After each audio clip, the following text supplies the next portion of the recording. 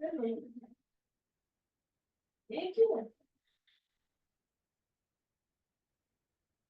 Krishna to all devotees.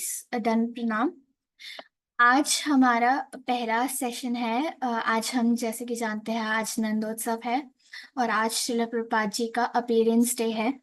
तो आज हमारा पहला सेशन है जिसमें हम आज डिस्कस करने वाले हैं बर्थ ऑफ एसी भक्तिवेदांत स्वामी श्रील प्रभुपाद। इस सेशन में हम ये फर्स्ट सेशन है इस सीरीज का। हम डिफरेंट सारे इवेंट्स और सारे जो श्रील प्रभुपाद की जो जीवनी है उसको विस्तार रूप से हम लोग डिस्कस करेंगे। तो यहाँ इस सेशन में हम कवर कर रहे हैं श्रील प्रभुपाद जी की बर्थ से सारी लीला से लेकर उनकी जो कॉलेज लाइफ है वहां तक हम सारी लीलास को कवर करने की कोशिश करेंगे। तो यहाँ पर हम इंट्रोडक्शन से हम कुछ क्वेश्चंस का आंसर करेंगे जिसके द्वारा हमें बैकग्राउंड मिलेगा कि श्री प्रभुपाद जी के जो जीवन था वो कैसा था।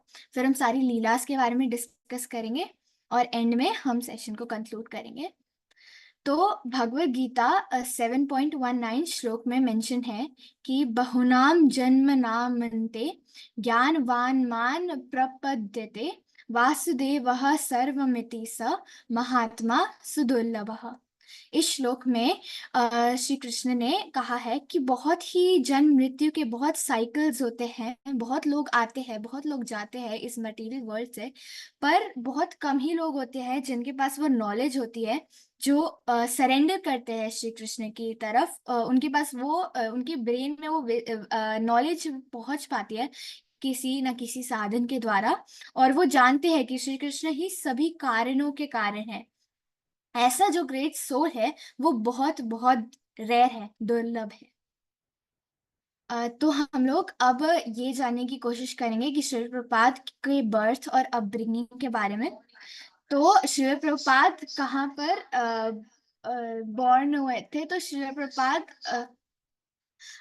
प्रभुपाद कौन थे? तो श्रील प्रभुपाद एक नित्य सिद्ध वैष्णव थे। नित्य सिद्ध वैष्णव का अर्थ होता है ऐसे वैष्णव जो डायरेक्ट गोलोक धाम से डिसेंड हुए हो इस पृथ्वी पर किसी बहुत महान पर्पस के लिए।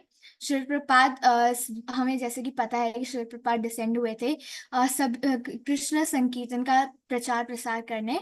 इसी वजह से श्रील प्रभुपाद जी को नित्य सिद्ध वैष्णव कहा गया है। कोई भी रेफरेंस है स्क्रिप्चर्स में उनकी बर्थ के बारे में? तो हाँ, उनकी बर्थ के बारे में रेफरेंस है।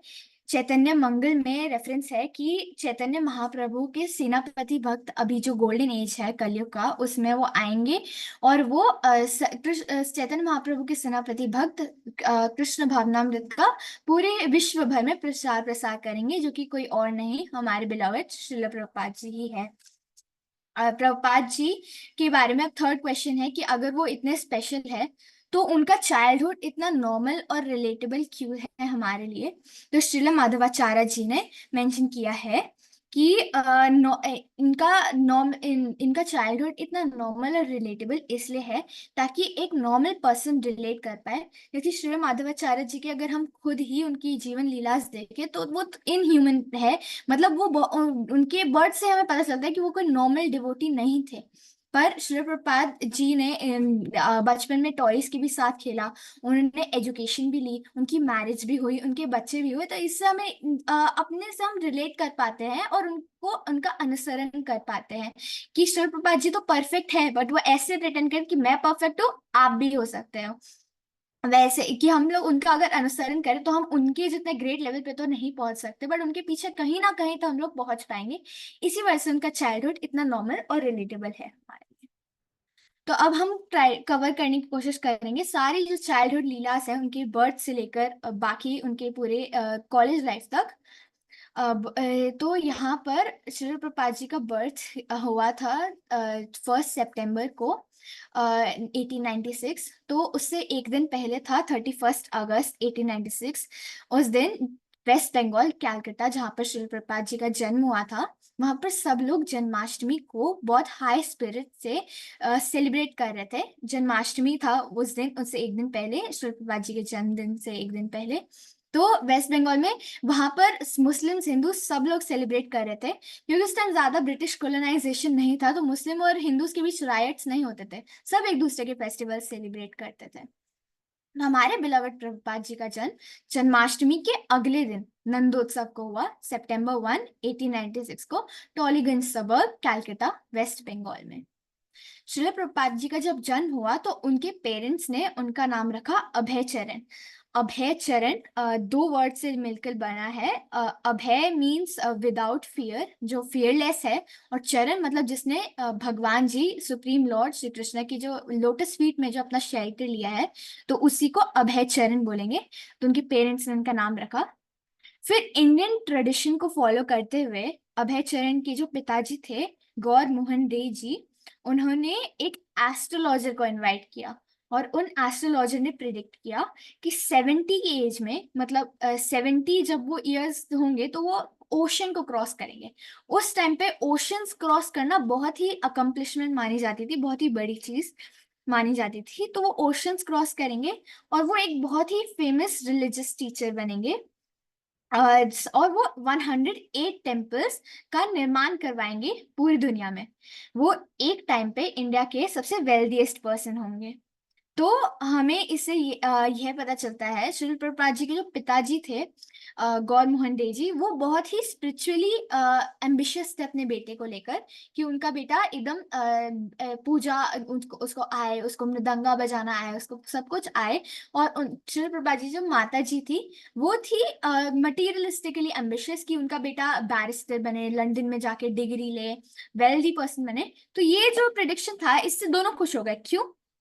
क्योंकि become a famous religious teacher and open 108 temples around the world. तो इससे उनके पिताजी बहुत खुश हो गए। वो तो फूले ना समाते थे कि उनको यही तो चाहिए था कि उनका बेटा इतना महान डिवोटी बने। और उनकी माताश्री खुश हो गए, क्योंकि वो दुनिया में at one point of time सबसे वेल्दीएस्ट पर्सन होंगे। तो this please both of them. Shri Prabhupad ji के बहुत सारे वेरियस नेम्स भी है जिसको हम डिस्कस करेंगे। तो अभय चरण उनके जन्म के साथ उनका नाम रखा गया। फिर नंदूलाल, क्योंकि वो नंदोत्सव के दिन जन्माष्टमी का अगला दिन नंदोत्सव होता है, जो कि है आज श्री प्रभुपाद जी का अपीयरेंस डे भी है। तो नंदूलाल उनको नंदोत्सव की वजह से बुलाया जाता था। उनका एक नाम कोचा भी था। उनको नंदू भी बुलाते थे for the same reason of Nandotsav. और उनको कचोरी मुखी भी बुलाते थे। उनको क्योंकि कचौरी बहुत अच्छी लगती थी, उनकी दादी को लगता था कि उनका मुख एकदम कचौरी जैसे, इसलिए उन्हें कचौरी मुखी बुलाते थे।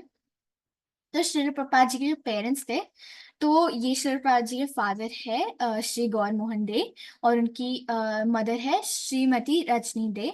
दोनों ही श्री प्रभुपाद जी को बहुत प्रेम करते थे, बहुत उनके साथ उनको उनसे स्नेह करते थे। श्री गौर मोहन डे के बारे में अगर हम जाने तो वे एक मिडिल इनकम मर्चेंट थे। मतलब वो उनके पास खुद उनकी फैब्रिक और क्लोथिंग स्टोर थी। उनका जो बिजनेस था वो बहुत ही माइल्ड था, एनफ फॉर सर्वाइवल। उन्होंने इतना मतलब बहुत पैशन से बिजनेस करे वो उन्होंने ज्यादा नहीं किया। सर्वाइवल के लिए जितना नेसेसरी था, 250 रुपीज वो मंथली कमाते थे, तो उन्होंने उतना किया। और वो उनकी जो क्लोथिंग स्टोर था वो था रिच मुलिक मर्चेंटाइल फैमिली, जो बहुत ही इन्फ्लुएंशियल फैमिली थी उस टाइम में, उनके अंडर में था, जो कि गोल्ड एंड सॉल्ट में सेंचुरी से ट्रेड करते थे। उनके यहाँ घर में जब मैंगोज का सीजन होता था तो उनके यहाँ मैंगोज का आना जाना बहुत लगा रहता था, कि उन्होंने ब्रेकफास्ट में भी मैंगोज कर लिया, लंच में भी मैंगोज ले लिया, फिर डिनर में भी मैंगोज ले लिया। तो मैंगोज उनके घर में बहुत आया करते थे। तो डे हाउस के ऑपोजिट में एक टेम्पल था राधा कृष्णा का, जो कि 150 ईयर्स से वहां पर था, जिसको मलिक फैमिली, जो इन्फ्लुएंशियल फैमिली थी, वो सपोर्ट करती थी। उनके सारे जो फंड्स का अरेंजमेंट था वो मलिक फैमिली करती थी। तो हर रोज छोटे अभय अपने पेरेंट्स, यूजुअली अपने पापा के साथ, क्योंकि वही ज्यादा स्पिरिचुअली एम्बिशियस थे अभय के लिए, तो अटेंड करते थे टेम्पल, और टेम्पल सर्विसेज अटेंड करते थे। वो श्री प्रभुपाद जी को बहुत अडोर करते थे और अपने बेटे के हर वांट को फुलफिल करना चाहते थे। कचौरी लीला।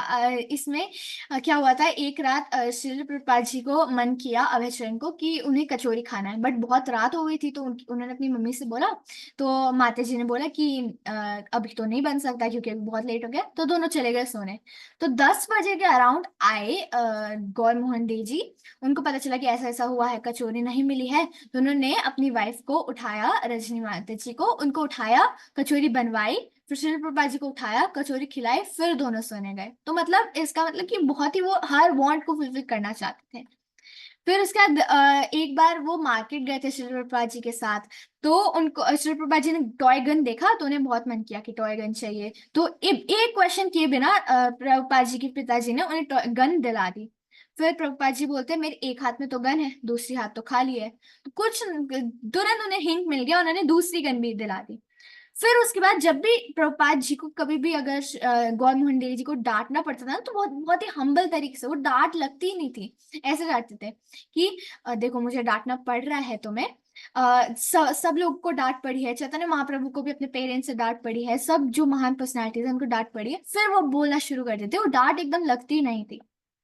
फिर उन्होंने अपने बेटे के, उन्होंने मांगा भी नहीं था प्रभुपाद जी ने, तब भी उन्हें अफेक्शन के लिए उन्होंने ₹6 के इंग्लैंड से शूज इंपोर्ट करा के, जो पर्सन 250 कमा रहे उसके ₹6 उस टाइम बहुत ही ज्यादा होता था, तो शूज इंपोर्ट करके उन्होंने दिए श्री प्रभुपाद जी को, कश्मीर से शॉल ला के दी। तो बहुत ही वो अपने फुलफिल करते थे एक एक वांट। गौर मोहन डे जी का जो रूटीन था वो भी बहुत ही मतलब अच्छा अच्छा रूटीन था वैसे। कि 7 o'clock वो उठते थे, 7 o'clock से 10 o'clock तक वो नहाना धोना, फिर उसके बाद बाहर जाते थे, सारी जो ग्रोसरी शॉपिंग है वो करते थे। फिर 10 o'clock से 1 o'clock तक 3 घंटे वो पूजा किया करते थे। फिर उसके बाद 1 o'clock से 9 o'clock या 10 o'clock तक वो दुकान पर जाते थे, वहां पर अपना बिजनेस करते थे। और उसके बाद फिर वो आते, फिर 1 घंटा वो पूजा करते, फिर वो आराम करने जाते थे। तो उनका तो प्रभुपाद जी ने अपने लीलामृत में ऐसे मेंशन किया है कि प्रभुपाद जी के पिताजी ने पूजा बिजनेस से ज्यादा पूजा ही की है एक्चुअली। उन्हें उन्हें ऐसा लगता ही नहीं था कि वो बिजनेस कर रहे हैं, वो हम ऐसा लगता था पूजा ही कर रहे हैं पूरे टाइम।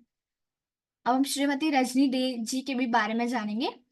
तो श्रीमती रजनी दे बहुत ही लॉन्ग एस्टैब्लिश्ड गौड़िया वैष्णव फैमिली से बिलोंग करती थी। वो बहुत ही रिलीजियस माइंडेड थी, एक मॉडल हाउसवाइफ। जो शिव प्रभात जी के दोनों पेरेंट्स थे, तो उन दोनों ने एकदम आइडियल पेरेंटिंग शिव प्रभात जी को प्रोवाइड की। एकदम आइडियल जो पेरेंट्स होते हैं वैसे टाइप का पेरेंटिंग। तो जब भी शिव प्रभात जी बाहर खेलने जाते थे, तो जब उनकी मम्मी उन्हें नहला देती थी, तो उसके बाद फिर ऐसे सलाइवा लेके उनके सर पे लगा देती थी। कभी शिव प्रभात जी को पता नहीं चला कि क्यों, बट उन्हें ये जरूर पता था कि मेरी हेल्थ के लिए, क्योंकि जो रजनी माता जी थी वो हमेशा हेल्थ, श्री प्रभुपाद जी की हेल्थ, उनकी वेलनेस, उनको सारे इविल से प्रोटेक्ट करना, ये सब चाहती थी। रजनी माता जी ने तब भी किया कि उन्होंने क्या, वो राइटी थी बट उन्होंने लेफ्ट हैंड से खाना शुरू किया। और उन्होंने ऐसा प्रण लिया कि वो तब तक लेफ्ट हैंड से खाएंगी जब तक उनका बेटा उनसे ये पलट के नहीं पूछेगा, मम्मी तुम उल्टे हाथ से क्यों खाती हो। फिर श्रीमती रजनी माता जी ने प्रभुपाद जी को आयरन का बैंगल एक पैर में पहना दिया। बहुत ही हैवी बैंगल होता था, श्री प्रभुपाद जी इतने छोटे तो उनसे चला भी नहीं जाता था, पर तब भी उन्हें पहनना पड़ता था। फिर एक हफ्ते बाद उन्होंने बोला कि उतार दो प्लीज, ऐसे रो के उतार दो। तो उसके बाद फिर रजनी माता जी ने मंत्र पढ़ा, फिर उसे उतार दिया। फिर प्रभुपाद जी एक दिन वाटरमेलन खा रहे थे, तो एक बीज था वाटरमेलन का, उनके पेट में चला गया। उनके प्रभुपाद जी के दोस्त ने बोला अब तो तुम्हारे पेट में पेड़ उग जाएगा। तो प्रभुपाद जी एकदम डर गए कि मेरे पेट में पेड़ उग जाएगा। वो भागे भागे जाते हैं अपने मम्मी के पास और बोलते हैं कि मम्मी मेरे पेट में पेड़ उग जाएगा, प्लीज मुझे बचाओ। तो उसके बाद फिर माता जी ने मंत्र पढ़ा, और उसके बाद फिर उन्होंने बोला कि अब कोई पेड़ नहीं उगेगा। शिल्पा जी हॉर्लिक्स भी उन्हें देती थी रजनी माता जी शिल्पा जी को, ताकि, क्योंकि हॉर्लिक्स के अभी भी ऐड जाते हैं, अगर आपने देखा है कि बहुत ही हेल्दी ऑल्टरनेटिव बताया जाता है, तो इसी वजह से रजनी माता जी उन्हें हॉर्लिक्स भी देती थी। जब शिल्पा जी को डायसेंट्री हो गया था, तब डायसेंट्री इज अ डिजीज, तो तब रजनी माता जी ने उन्हें बैंगन का जो भरता होता है ना, और उसके साथ पूरी, उससे उसे खिला खिला के और अच्छे से उनकी सेवा करके फिर वो डायसेंट्री भी एक हफ्ते में क्योर कर दिया। फिर आपने देखा होगा फेस्टिवल्स में जो लेडीज होती है फैमिली की, वो अलता लगाती है पैर पे, स्पेशली जैसे कंजक पे। तो अलता लगाती है, तो शिल्पा जी ने सब लोग को देखते थे, तो उन्होंने एक दिन क्या किया, अलता लिया और अपने पैर पे लगाने लग गए। जी बोलती है कि अलता क्यों लगा रहे हो, तो वो बोलते हैं आप लोग लगाते हो तो मुझे भी लगाना है। और जब भी रजनी माता जी को ऐसे ब्रेड करना होता था ना, तो अपनी बेटियों को ही, शिल्पा जी की दो बहनें भी थी तो उन्हें ही बुलाते थे, बट अगर शिल्पा जी उस रूम में हो तो वो करने नहीं देते थे ब्रेड। अब खुद करने की कोशिश करते थे, पूरा मेस बना देते थे वहां पर। बट रजनी माता जी को ये बहुत ही अच्छा लगता था, बहुत ही अफेक्शनेट लगता था। रजनी माता जी पे शिल्पा जी बहुत डिपेंडेंट थे। रजनी माता जी कुछ भी गलत कर ही नहीं सकती। रजनी माता जी कभी कभी ना देखे हो, उन्होंने शर्ट जो थी इनसाइड आउट करके पहना देती थी, पर शिल्पा जी तब भी घूमते रहते थे, उनको पता ही नहीं चलता था, बहुत डिपेंडेंट थे। शिल्पा जी अगर कभी वॉशरूम यूज करना होता था, तो रजनी माता जी अपने दोस्त दोस्त से बात कर रही है, तो शिल्पा जी आते हैं, तो बोलते हैं कि वॉशरूम मदर वॉशरूम, तो फिर वो बोलते हैं हु इज स्टॉपिंग यू, माता जी बोलती है। तो फिर प्रभुपाद जी बोलते हैं डू हैव परमिशन, तो माता जी बोलती है कि यस गो, तो उसके बाद वो परमिशन लेके जाते थे। तो एकदम डिपेंडेंस रहता था शिव प्रभात का अपने मदर पे। तो सिबलिंग्स ऑफ शिव प्रभात तो भवतारिणी दे, ये इनकी सिस्टर है। राजेश्वरी दे, ये भी इनकी सिस्टर है। और कृष्ण चरण, ये इनके ब्रदर है। अब हम लोग शिवपाद जी की जो लीलामृत है उसके कुछ एक्सर्प्ट्स को लेके उनको पढ़ने समझने की कोशिश करेंगे।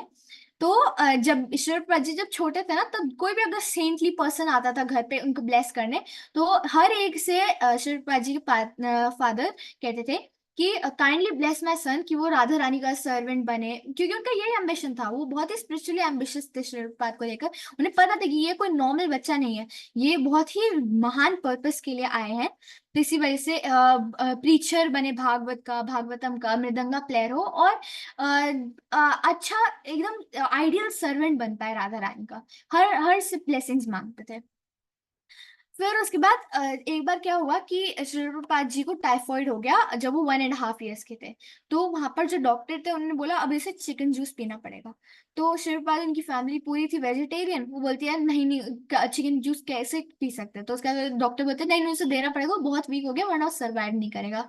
तो उसके बाद फिर प्रभुपाद जी के फादर बोलते हैं कि अरे बट हम अपने घर पे तो बना ही नहीं सकते। तो उसके बाद फिर डॉक्टर बोलते हैं कि कोई बात नहीं, हम अपने घर से ले आते हैं। तो उसके बाद अपने घर से ले डॉक्टर के घर से आया गया, और जैसे ही वो दिया गया 2 मिनट के अंदर शिल्पा जी वॉमिट करने लग गया एकदम, सारे चिकन जूस निकाल दिया। फिर उसके बाद फिर उसके शिल्पा जी के फादर मन ही मन बहुत खुश हो गए कि मुझे पता है ये मेरा बेटा बहुत प्योर है, वो ऐसी चीजें ग्रहण कर ही नहीं सकता। उन्होंने चिकन जूस फेंक दिया। डॉक्टर ने बोला अरे देना पड़ेगा, बट आधी सेंटेंस में उन्हें रोक के बोल दिया नहीं नहीं कोई देने की जरूरत नहीं है, और दूसरे हॉस्पिटल में चले गए, वहां उनका ट्रीटमेंट हुआ। शिव प्रपात जी जब बहुत ही छोटे थे, 4-5 साल के थे, तभी उनके उनके फादर ने उन्हें एक कृष्णा और राधा रानी का डिवोटीज, जो डीटीज है, वो लाके दिया किसी डिवोटी से एकदम। और उसके बाद फिर आप इमेजिन करिए 4-5 साल का कोई बच्चा राधा रानी और कृष्णा की डीटीज को लेकर उनकी पूरी पूजा कर रहा है, उनको भोग भी लगा रहा है, उन्हें वाटर भी चढ़ा रहा है, उनकी ड्रेस भी कर रहा है, उनको नहला भी रहा है, उन्हें सब कुछ कर रहा है एकदम जैसे परफॉर्मेंसेस उनके सामने वाले टेम्पल में होते थे ना, राधा गोविंद टेम्पल में, वही सेम चीज हर कुछ करते रहते थे। तो एकदम श्री प्रभुपाद जी का भगवान जी के साथ स्टार्ट से एकदम कनेक्शन था। जब श्रील प्रभुपाद जी 6 इयर्स के थे, तब उनको पुरी जाने का, जगन्नाथपुरी जाने का बहुत मन हुआ कि उन्हें जाना है, बट वो फॉर सम रीजन नहीं जा पाए। तो उन्होंने सोचा कि यहीं पर प्रोसेशन करते हैं जगन्नाथपुरी का। उन्हें चाहिए था अब रथ, जगन्नाथ रथ यात्रा के लिए। तो रथ यात्रा के लिए वो लोग बाहर निकले। उन्होंने हर एक जगह ढूंढा कि रथ है, वो और उनके फादर हर जगह उन्हें ढूंढा, बट कहीं नहीं मिला। शिवपाद जी बीच मार्केट में रोने लगे। तब एक बंगाली वुमेन आती है और वो श्री प्रभुपाद जी को बोलती है कि क्यों रो रहे हो। तो सब कुछ समझाया उनके फादर ने। तो उसके बाद फिर वो बंगाली वुमेन उन्हें अपने घर ले गए। शिवपाद जी की जो हाइट थी ना 3 फीट, तो उतना ही बड़ा उनके पास रथ था, बट वो पॉलिश नहीं था, वो पेंटेड नहीं था। तो उन्होंने बोला कि ये रथ चलेगा। तो हाँ, क्योंकि वो चल रहा था, मतलब उस पे व्हील्स थे, वो चल पा रहा था। तो इसी वजह से शिवपाद जी ने के पिताजी ने बोला हाँ हाँ ये चल जाएगा। उसके बाद वो पेंट्स लेके आए वो, और शिवपाद जी ने खुद अपने हाथों से पूरा पेंट किया रथ। और उसके बाद फिर जैसे पुरी में होता है वैसे ही 8 डेज लंबा प्रोसेशन उन्होंने किया। उनके जो पेरेंट्स थे उन्होंने उन्हें बहुत सपोर्ट किया। शिव प्रभात जी के फादर ने सारे फंड्स के से हेल्प किया, सारे मनी दिया कि प्रसाद मिले बच्चों को, उनके फ्रेंड्स को। और उनकी माता जी ने उन्हें जो सारे जो भोग बनाना होता है या ये सब, तो उसमें उनकी हेल्प की। श्री प्रभुपाद जी से कुछ लोग पूछते थे कहाँ लेके जाओगे ये रथ। तो श्री प्रभुपाद जी बोलते मैं ये रथ लॉस एंजलिस लेके जाऊंगा, मैं ये रथ लंदन लेके जाऊंगा, मैं ये रथ सैन फ्रांसिस्को लेके जाऊंगा, मैं ये रथ पेंसिल्वेनिया लेके जाऊंगा। सब लोग को लंदन तो पता था क्योंकि वहां पर सब लोग जाते थे बैरिस्टर की डिग्री पाने के लिए, पर किसी को बाकी नेम्स नहीं पता थे। बट ये एक्चुअली में बाद में हुआ कि उन्होंने सारे रथ यात्रा सब जगह निकलवाई। तो ये लीला थी ये रथ यात्रा की। मृदंगा क्लासेस तो श्री प्रभुपाद जी के दो दो टीचर्स थे। एक तो थे ABCD सिखाने के लिए, मतलब उन्हें जो मटेरियल नॉलेज है वो सिखाने के लिए, और एक मृदंगा सिखाने के लिए। तो मृदंगा वाले जो टीचर थे वो पहले आ जाती थी, तो वो हमेशा सिखाती रहती थी मृदंगा, और जो पहली जो टीचर थी ABCD सिखाने के लिए वो वेट करती रह जाती थी। इससे श्री प्रभुपाद जी की मम्मी को बहुत चिढ़ मचती थी, क्योंकि वो चाहती थी कि उनका बेटा बहुत ही मटीरियलिस्टिकली बहुत अच्छा वेल्दी पर्सन बने। तो वो ऐसे गुस्सा करके बोलती थी ये क्या बकवास है, तुम मृदंगा क्यों सिखा रहे हो, मृदंगा के साथ ये क्या करेगा। पर श्री प्रभुपाद जी के पापा बोलते थे नहीं नहीं, इसे थोड़ी मृदंगा सीखनी है, और थोड़ा थोड़ा थोड़ा करके करते उन्होंने पूरी मृदंगा सिखा दी। श्री प्रभुपाद इतने छोटे थे उस टाइम कि मृदंगा इतनी बड़ी है तो उनका हाथ भी नहीं पहुंचता था, एक जगह करने के लिए उन्हें इतना झुकना पड़ता था, दूसरा बजाने के लिए उन्हें इतना झुकना पड़ता था, ऐसे। तो अब श्री प्रभुपाद जी का जो स्कूल था, तो मोतीलाल सील फ्री स्कूल, ये स्कूल में श्री प्रभुपाद जी पढ़े थे। तो ये स्कूल 1842 में इस्टेब्लिश हुआ था, एक वैष्णव फैमिली ने इसे इस्टेब्लिश किया था। ये ऑल बॉयज स्कूल था। तो यहाँ पर सब लोग धोती कुर्ता पहन के अपने बैग में बुक्स लेके आते थे, और यहाँ पर अच्छे से एकदम डिसिप्लिन तरीके से ट्रेनिंग की जाती थी। तो सारे जो नॉलेज है सब कुछ दिया जाता था श्री प्रभुपाद जी। तो सारी क्लासेस होती थी अलग, जैसे अभी के स्कूल्स होते हैं वैसा ही, बट सारी नॉलेज, और वैष्णव की अलग क्लास होती थी। उसके बाद फिर geography, math, science, all the subjects सब होता था। फिर उस टाइम क्या हुआ, एक प्लेग फैला वहां पर पूरे एरिया में, कैलकाटा के। तो सब लोगों ने बहुत परेशान हो गए, तो श्री प्रभुपाद जी, उनकी फैमिली और सब लोगों ने, जो नेबरहुड के लोग थे, सबने नाम संकीर्तन शुरू किया, और 1 हफ्ते उन्होंने नाम संकीर्तन किया। प्लेग अनयूजुअली कभी ऐसा नहीं होता, बट प्लेग वैनिश कर गया। वो फैले फैले एकदम बंद ही हो गए, केसेस एकदम जीरो हो गए। फिर श्री प्रभुपाद जी को प्लांट्स बहुत पसंद थे, वो ऐसे बैठते थे और प्लांट्स को देखते रहते थे, कंटेम्पलेट करते रहते थे। तो एक बार प्लांट्स के सामने बैठे थे, उन्होंने ऐसे माचिस थी उनके पास, उन्होंने माचिस जलाई, गिर गई माचिस, उनके पूरे धोती पूरे पे आग लग गया। तो पीछे से कोई पर्सन आता है कम्बल लेके, और वो उन्हें उड़ा देता है, ठीक है। तो उड़ा देता है, तो आग पूरी चली गई। फिर उसके बाद वो पर्सन, जैसे ही प्रभुपाद जी ने ब्लैंकेट हटाया, पर्सन गायब। तो किसी को नहीं पता कि वो पर्सन कौन था, बट हम सबको पता है वो कौन था। वो श्री कृष्ण खुद थे, फॉर्म में आए थे श्री प्रभुपाद जी को बचाने के लिए उस फायर से। तो और कुछ इंपॉर्टेंट मोमेंट्स थे उनके लाइफ के, जैसे कि जो हिंदू मुस्लिम राइट्स थे। तो जो भी राइट्स वहां पर होते थे, वहां पर हिंदू मुस्लिम राइट्स स्टार्ट में उनके बर्थ के नहीं हुए थे, बट जैसे वो 14 ईयर्स के होंगे, तो खेलने जाते थे सुबह, वीकेंड का दिन था एक बार। तो वो खेलने गए थे सुबह, वो 4 घंटे यूजुअली खेलने जाते थे। तो फर्स्ट तो कुछ नहीं हुआ, बट वो खेल रहे थे। फिर जब वो खेलने से घर जाने वाले थे, तभी उनके एरिया में रायट्स फैल गए। तो श्री प्रभात जी के फ्रेंड ने बोला कि तुम मत जाओ, वहां पर रायट्स हो रहे हैं अभी। और श्री प्रभात जी को रायट्स का मतलब नहीं पता था, वो सोचते हैं कि रायट्स वही दो लोग लड़ रहे होंगे वहां पर, तो उससे मुझे क्या। तो वो जाते हैं वहां पर, वो देखते हैं पूरा मोहम्मद लोग, उसके आसपास सारे हिंदू लोग, सब लोग हिंदू लोग घर में बैठे हुए हैं, और सारे लोग चाकू लेके घूम रहे हैं वहां पर। और श्री प्रभात जी की जो फैमिली थी वो अलग ही टेंशन में कि मेरा बेटा आएगा तो कैसे आएगा, कहाँ से आएगा, वो है होगा जिंदा कि नहीं, ऐसे एकदम परेशान होके रोने लग गए थे, रोने जैसा मुंह हो गया था सबका। तो श्री प्रभात जी कैसे कैसे करके आते, तो उनके पीछे एक आदमी पड़ गया चाकू लेके उन्हें मारने के लिए, बट श्री प्रभात जी फास्ट थे, और वहां पर इतने सारे लोग थे, तो वो कहीं कैसे कैसे करके गए और घर पहुंच गए। तो हिंदू मुस्लिम राइट्स, उसके बाद फिर वो गए घर में, उसके बाद फिर कम्बल उठ के वो सो गए। और उसके बाद फिर 2 घंटे बाद जब वो उठे, तो उन्होंने बोला राइट्स खत्म हो गए, अपनी माँ से कि राइट्स खत्म हो गए, तो हाँ तब तक राइट्स खत्म हो गए थे। तो इस दिन भी वो कैसे कैसे करके, it was a close escape, वो बचे। फिर श्री प्रभात जी जब 15 ईयर्स के ही थे, तब उन्हें बेरी बेरी हो गया, उन्हें और उनकी मदर को। शिव प्रपात जी को तो पूरा रेस्ट करते थे, उनकी मदर को भी बोला गया कि आप रेस्ट करिए, बट शिव प्रपात जी की मदर जो कभी भी अपनी ड्यूटीज को गिव अप नहीं कर सकती, तो उन्होंने रेस्ट करने से बिल्कुल मना कर दिया। तब भी वो रिकवर हो गए, दोनों एक हफ्ते में रिकवर हो गए। तो बेरी बेरी डिजीज भी उनके लाइफ का इम्पोर्टेंट पार्ट था। और उसके बाद फिर अगले ही साल शिव प्रपात जी की जो मदर थी, उनका एकदम सडन डेथ हो गया। श्री प्रभुपाद जी अपने फादर से ज्यादा जुड़े हुए थे, क्योंकि उन्होंने ज्यादा नॉलेज दिया, बट मदर से भी बहुत ही जुड़े हुए थे, तो श्री प्रभुपाद जी बहुत ही लैमेंट करने लग गए। तो ये उनके लाइफ में एक बहुत इंपॉर्टेंट पार्ट था। क्यों? क्योंकि इसमें उन्हें सबसे पहला जो इंस्ट्रक्शन था कि सबसे पहला इंस्ट्रक्शन दिया गया कि यहाँ पर भगवत गीता का इंस्ट्रक्शन कि कोई भी अगर मरता है, the wise person does not lament neither for the death nor for the living. तो कोई भी लिविंग पर्सन और डेड पर्सन हो उसके लिए, क्योंकि ये सब शिल प्रपात जी को बताया गया, ये सब कृष्णा की विल से होता है। तो हमें कृष्णा पे फेथ रखना चाहिए और डिपेंड करना चाहिए कृष्णा पर। अभय ने ये सब सुना और समझा। ये उनके पहले जो इंटरेक्शन था भगवत गीता के साथ। तो ये सबसे पहला इंटरेक्शन जो उन्हें समझ आया कि भगवत गीता में क्या मेंशन हुआ हुआ है। तो अब हम कंक्लूड करते हैं। तो इस सेशन में हमने बहुत सारी चीजें पढ़ी। हमने सबसे पहले देखा कि शिव प्रपात जी को नित्य सिद्ध दास क्यों कहा जाता है, नित्य सिद्ध वैष्णव। उसके बाद हमने उनकी लाइफ में जो भी स्क्रिप्चर्स है, उनकी स्क्रिप्चर्स में क्या क्या मेंशन है वो हमने देखा।